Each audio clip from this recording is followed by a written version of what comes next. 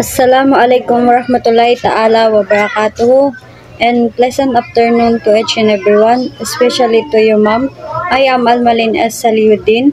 I am a first reporter. So my topic for today is about Operating System Security Best Practices, a comprehensive guide. Minhati niya sin Operating System Security Best Practices, a comprehensive guide.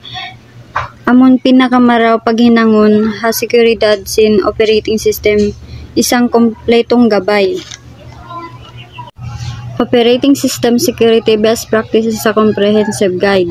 This guide outlines essential best practices for securing your operating system, covering a range of topics from basic security measures to advanced hardening techniques. By implementing these practices, you can significantly reduce the threat of cyber attack, data breach, and authorized access to your sensitive information. Ito ay naglalaman ng mahalagang pinakamarayo na paghinangon has pagsisecure sin operating system na sumasaklaw sa iba't ibang paksa mula sa pangunahing mga hakbang sa seguridad hanggang sa mga advanced na pamamaraan ng techniques. Sa pamagitan ng pagpapatupad ng mga kasanayang ito, pwede ding mabawasan ng malaking panganib ng mga cyber attack, paglabag sa data, at hindi interesadong pag-access sa iyong sensitibong impormasyon. Fundamental security measures. 1. Keep your operating system update. Regularly install security patches and updates to address known vulnerabilities. This includes as software vulnerabilities are constantly being discovered and exploited by attackers. Panatiliing na-update ang iyong operating system, regular na mag-install ng mga security patch at update upang matugunan ang mga kilalang kahinaan. Mahalaga ito ang mga kahinaan sa software ay patuloy na natuklasan at sinasamantala ang mga umaatake. Halimbawa, isipin ang iyong computer na parang bahay. Ang mga update ay nag-i-install ng mga bagong kandado at security camera upang maprotektahan ito mula sa mga paghihimasok. Number 2. Use strong password and encryption. Employ complex, unique password for all accounts and enable multi-factors authentication (MFA) whenever possible. Encryption scrambles your data, making it unreadable to unauthorized individuals. Consider encrypting your entire hard drive or specific files and folder. Mag-inang password mahunit kabatukan sing kaibanan. Amon ikaw lang makahingat sim password mo ha account mo at paganahin ang multi-factor authentication. Hinatin niya MFA yaon, multi-factor authentication.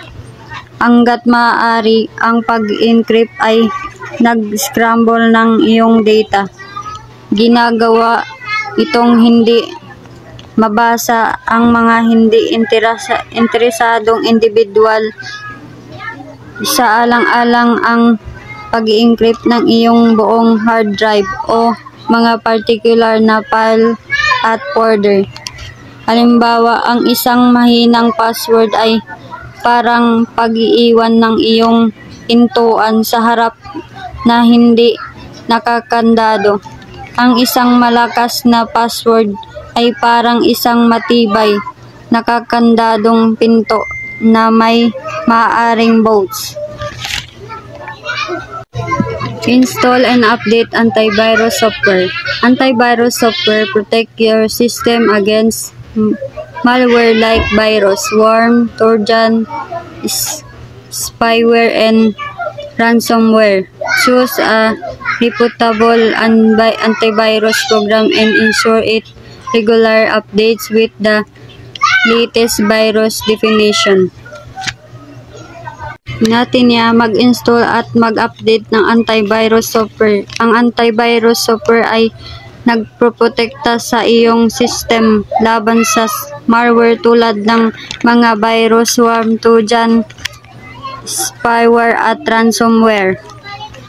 Halimbawa, ang antivirus software ay parang nagkakaroon ng isang security guard na nagpapatrolya sa iyong bahay, naghahanap at humihinto sa anumang kahina-hinalang aktibidad.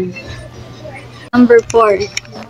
Enable firewall and network security. A firewall acts as a barrier monitoring and filtering networks traffic to block unauthorized connection.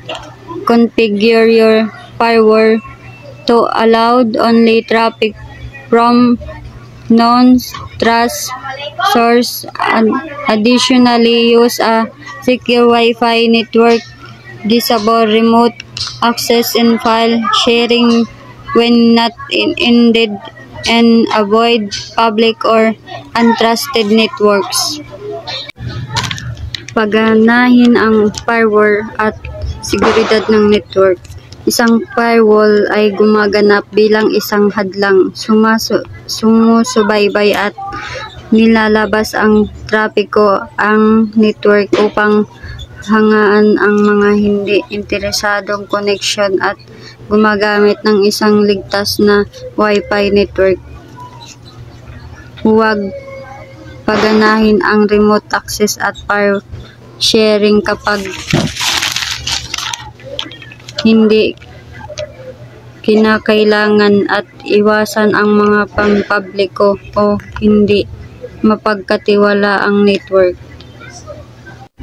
Review permission and privacy settings. Regularly review your permission and privacy setting to ensure only necessary and trusted applications have access to your data, resources, and devices. Restrict unnecessary permission and limit data collection by application. Suriin ang mga pahintulot at mga setting ng privacy. Regular na suriin ang iyong mga pahintulot at mga setting ng privacy upang matiyak na ang mga kinakailangan at maasahang application lamang ang may access sa iyong data. Mga kapagkukunan ng mga device, limitahan ang mga hindi kinakailangan pahintulot at bawasan ang pagkolekta ng data ng mga application. Backup your data and system. Regularly back up your data and system files to an internal hard drive, cloud device, or removable media. This allow to ensure your data and system in case of a disaster like a malware attack, malware feature, and human error. I-back up ang iyong data at system.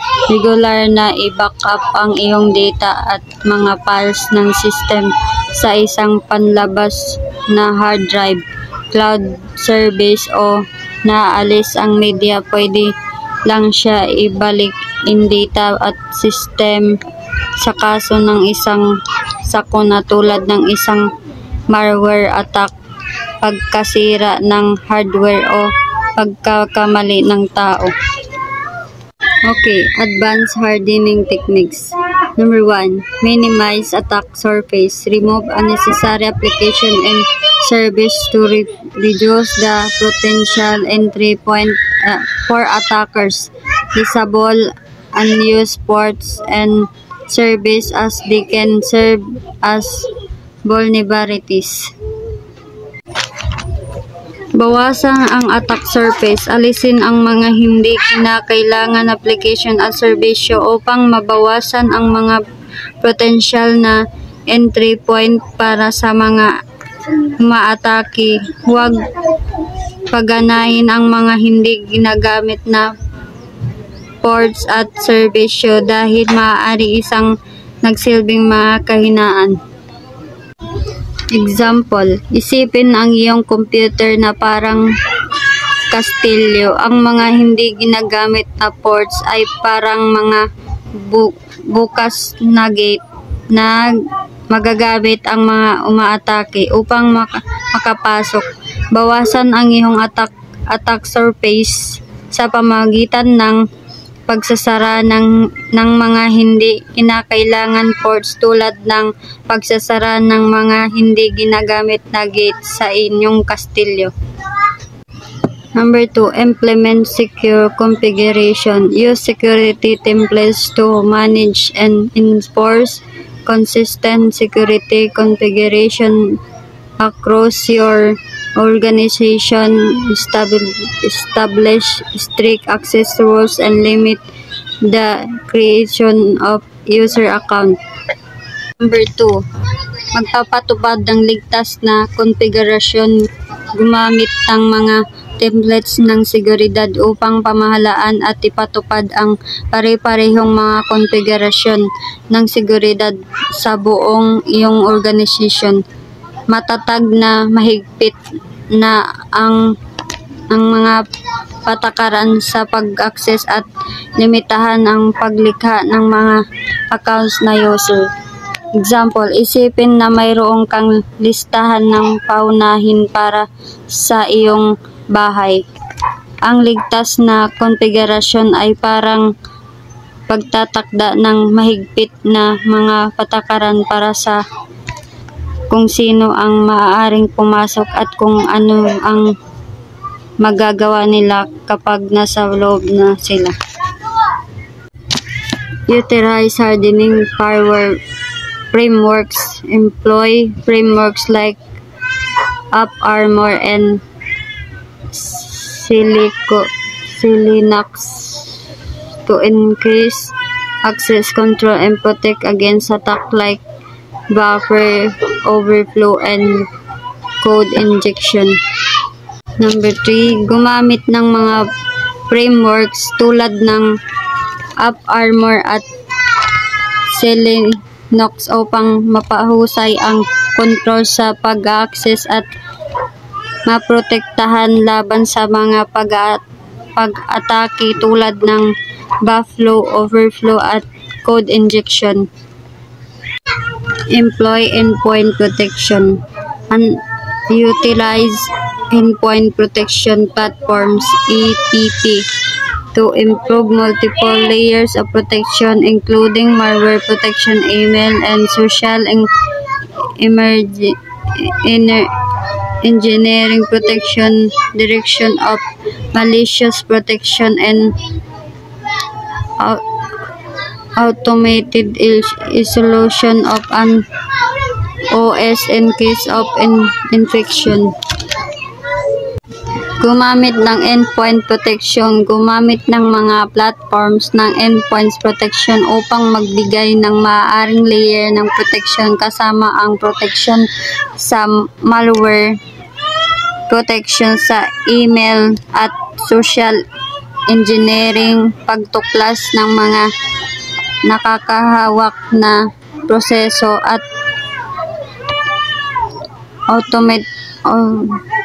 automatikong paghihiwalay ng isang OS sa kaso ng infection. Data and workload isolation. Isolate sensitive database or application in virtual machine or containers to reduce the attack surface. Restrict network access between different workloads to prevent attackers from gaining access to multiple systems. paghihiwalay ng data at network load. Hiniwalay ang mga Assalamualaikum warahmatullahi ta'ala wabarakatuh. I am Emeline Taib from BSIT 3rd year.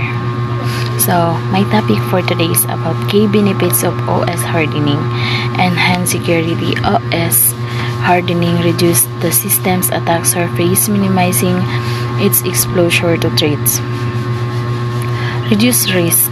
It lowers the risk of data breach, unauthorized access system hacking, and malware infection. Protection of sensitive system. OS hardening safeguards sensitive computing system that handle critical workloads or store sensitive data. Compliance support. It helps organizations meet industry-specific regulation and standards. Increase system stability. OS hardening system stability and reliability, removing unnecessary service and applications. Reduce IT support costs. Favor security incidents leads to lower IT support costs and reduction in the frequency of support calls. Enhance security. Ang OS hardening ay nagpapabawas sa pagkakataon ng atake sa sistema nang nagpapabawas sa panganib sa mga banta. Reduce risk. Nakakatulong ito sa pagbabawas ng panganib ng mga panlalabag sa data, sa pag-access, pag-hack sa sistema at mga infection ng malware. Protection of sensitive system. Ang OS hardening ay nagbibigay ng protection sa mga sensitibong sistema ng computer na nagpoproseso ng critical na mga gawain o pag-iimbat ng sensitibong data. Compliance support. Nakakatulong ito sa mga organisasyon na sundin ang mga particular na regulation at pamantayan sa industriya. Increase system stability. Ang OS hardening ay nagpapabuti sa katagang at reliabilidad ng sistema sa pamamagitan ng pag-alis ng mga hindi kinakailangan serbisyo at aplikasyon. Reduce IT support cost. Ang mas mababang bilang ng mga insidente sa seguridad ay nagdudulot ng mas mababang gastos sa suporta ng mga tawag sa IT at pagbabawas sa frekwensya ng mga tawag sa suporta. That's all. Thank you. Assalamualaikum warahmatullahi wabarakatuh and good day, ma'am. My name is Al-Sadiq Isabi from BSIT 3C. So for today's video, I will be presenting an operating system best practices. This presentation will be explore the operating system hardening best practices. So let's dive right and start. OS operating system hardening refer to securing an operating system by reducing vulnerabilities through various measures like disabling unnecessary service, applying updates, and enhancing security configuration. So, ang OS hardening ay tumutukoy sa pagpapatibay ng seguridad ng isang operating system sa pamamagitan ng pagbawas ng kahinaan tulad ng pag-disable ng hindi kinakailangan serbisyo, pag-install ng mga updates at pagpapahusay ng mga settings ng seguridad. Operating system updates and patch management involve regardless updating an operating system with the latest patches and updates to fix bugs, improve security, and enhance performance. So, ang operating system updates patch ay management ay ang proseso ng regular na pag-updates ng operating system upang ayusin ang mga bugs, mapabuti ang seguridad at pagandahin ang performance ng system. Ginagawa ito upang maiwasan ang mga posibleng kahinaan na maaaring magamit ng mga hacker o magdulot ng problema sa computer. Secure configuration. The process of setting up an operating system and its software to minimize vulnerabilities, disabling unnecessary service, settings strong permission, and applying security patches. Ang secure configuration, ito ay ang proseso ng pag-aayos ng operating system at software nito upang mabawasan ang mga kahinaan at seguridad. Kasama rito ang pagtanggal ng hindi kailangan mga serbisyo, pagtatakda ng mga tamang mga pahintulot at paglalagay ng mga security updates o patches. Alinsunod sa mga pinakamahusay na gawain para sa seguridad ng operating system.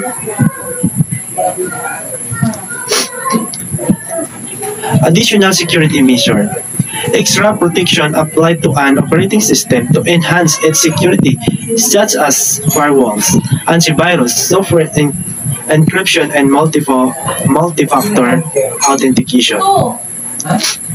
Additional security measures, mga karagdagan hakbang seguridad na inilalagay sa operating system upang mapahusay ang protection nito, tulad ng paggamit ng firewall, antivirus, software encryption, at multi-factor authentication. Ang mga ito ay bahagi ng pinakamahusay na kasanayan upang gawin mas ligtas ang sistema laban sa posibleng banta.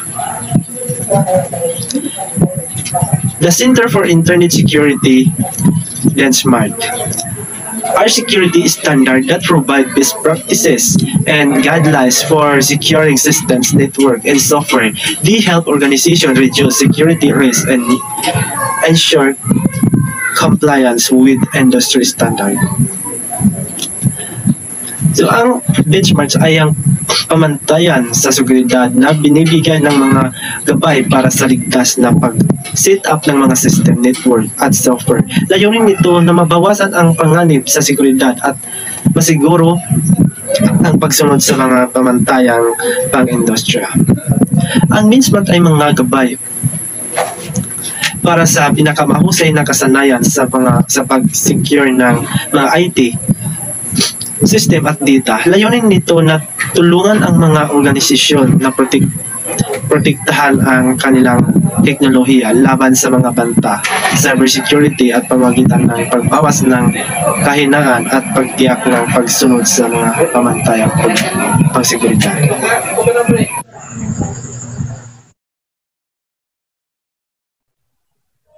Assalamualaikum warahmatullahi ta'ala wabarakatuh. I'm Sherilyn Arjumadi, PSIT C. Before I start, ang topic for today is about a firewall software. A firewall software is a security system that acts as a barrier between your computer or network and the outside world. It monitors and controls incoming and outgoing network traffic, logging any unauthorized access or malicious activities. So ang firewall software ay isang klase ng programang computer na ginagamit upang hindi mapatawaran ang walang alam na pagsubok sa isang pribado na rehistrong pang-internet. Firewall, ito ay ginagamit upang protektahan ang mga pribado na connection laban sa mga hamon ng cyber threats tulad ng mga virus, malwaring at pagkukulang sa pang-hack. Ito ay mahalaga na magkakaroon ng firewall upang mapanatiling ligtas ang iyong computer at data online.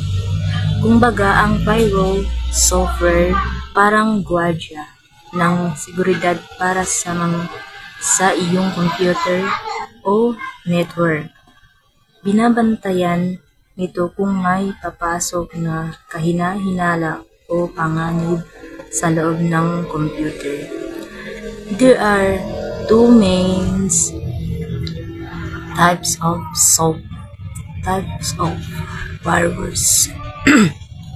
Software firewalls, hardware firewalls, and wassalam.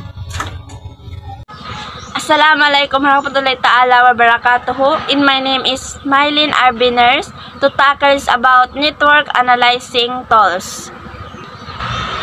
So, network analyzing tools refers to software application, hardware, device, or techniques used to monitor, manage, and troubleshoot computer network. So, network analyzing tools, ito ay nag-identify ng mga issue tungkol sa mga protocol like mga error sa mga internet or network at seguridad nito. So, yung network analyzing tools, ito ay tumutulong sa mga solusyonan yung mga error sa ating network internet. Like mga FB. So, di ba yung FB mayroon tinatawag na rules. So, dapat natin yung sundin yung rules na yun para maiwasan natin yung ma-hack ang ating account. So, ang network analyzing tools, ito ay sinisigurado niya na yung seguridad sa mga network, internet, like mga FB, ay dapat solusyonan agad para maiwasan nga yung mga hackers sa FB at mga error nito. So, yun na nga. Yun na nga. Ang network analyzing tools refers to software application, hardware device, or techniques to monitor, manage, and troubleshoot computer ay mga kasangkapan sa pag-analisa ng mga network sa mga software hardware na ginagamit upang subaybayan, pamahalaan, at matulungan ang mga network computer nito. So, yun ang halaga ng network analyzing tools sa network internet. Vulnerability assessment tools. Vulnerability assessment tools software, application, or platform designed to identify, classify, and prioritize vulnerabilities in computer system, network, and applications. So, yung vulnerability assessment tools ay mga kasangkapan sa pag-aaral ng mga kahinaan ay mga software na ginagamit upang makita at suriin ang mga kahinaan sa seguridad ng isang sistema, network, o application sa internet. Ang mga kasangkapan na ito ay tumutulong sa pagkakailanlan ng mga posibleng kahinaan bago pa man mapasok ng mga hacker o mga banta sa seguridad. So, yung vulnerability assessment tools tulad ng network analysis, ito ay tumutulong din para masolusyonan yung mga problema sa network internet at mga errors. So, yung mga pag-scan ng network sistema upang makita ang mga kahinaan at pag-analisa ng mga datos ng mga sistema at network upang makita ang mga posibleng kahinaan nito. So yun ang vulnerability assessment tools. Password auditing and security tools. Password auditing and security tools are software application utilizes designed to evaluate password string and detect vulnerabilities, improve the password security. Sim password auditing security tools, yung dapat natin siguraduhin na yung password na nilagay natin sa FB dapat ay matibay para maiwasan yung mga ma-open ng ibang tao yung ating account. Matibay ang ating ilalagay na password dito. Ang mga kasangkapan sa mga auditing ng mga password at security tools ay mga software na disenyo upang suriin ang mga katibayan ng mga password, makita ang mga kahinaan at pagbutihin ng mga seguridad ng mga password sa internet. Ang pangunahing gawain ng password auditing and security tools ay ang pag-analisa ng katibayan ng mga password, suriin ang kompleksidad ng password, magpapakailanlan ang mga kahinaan, makikita ang posibleng kahinaan ng password, bigyan ng ulat tungkol sa mga kahinaan na nakikita natin ito. So, yung importante lang, ang ating dapat yung password na ilagay natin dapat matibay para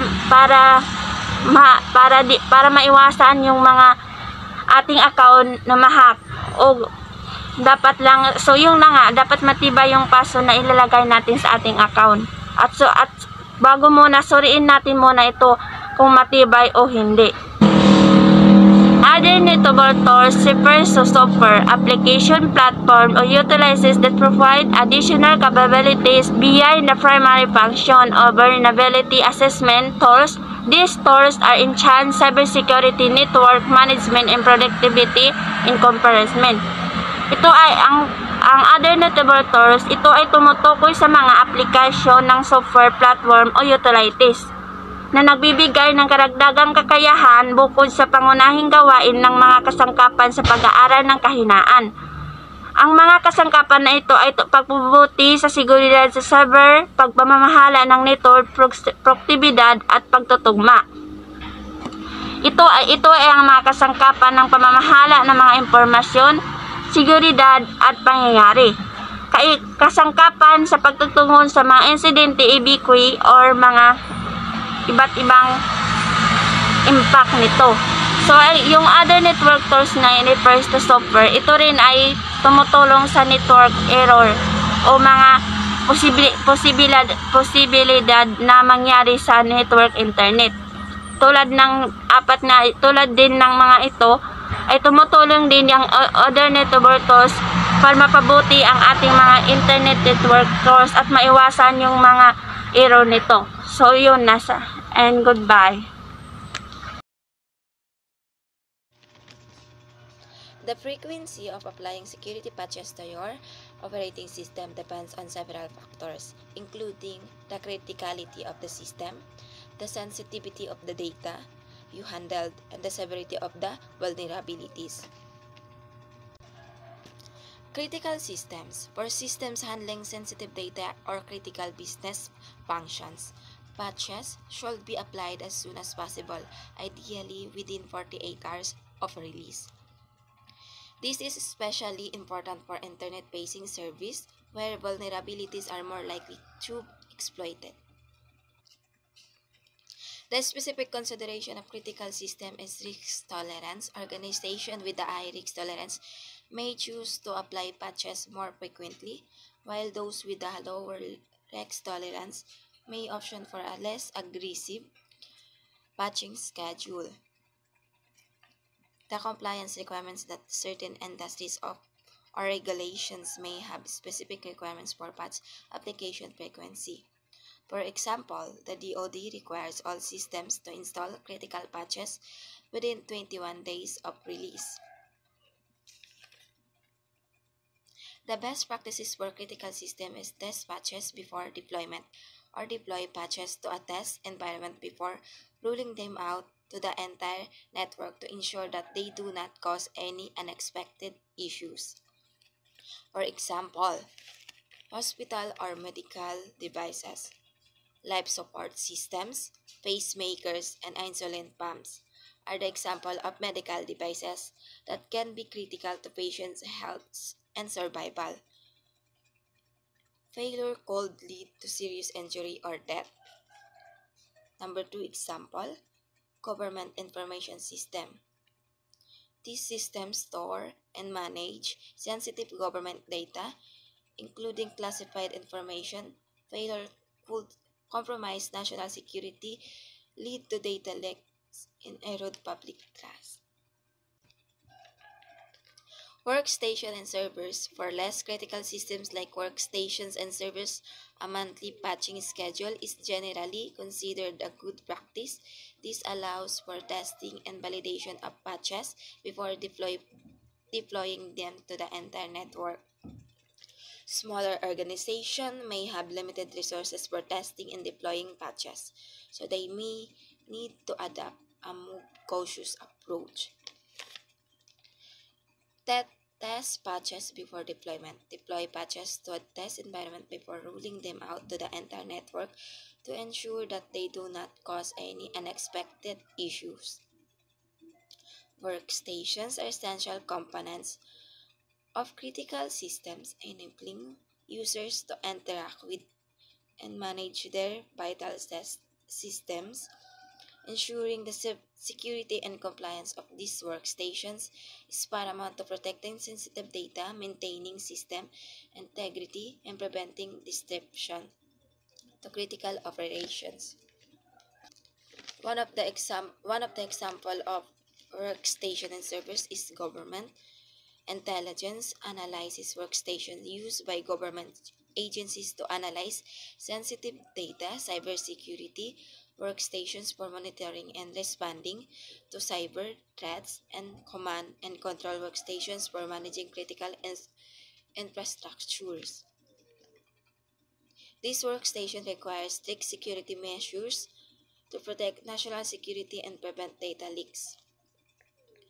By implementing security measures, adhering to industry regulations, and employing best practices, organization can ensure reliability and security of their critical systems and the workstations that support them. But it depends on our specific circumstance and risk tolerance. However, by prioritizing critical patches, testing patches before deployment, and implementing a robust patch management process, we can significantly improve the security on our operating system.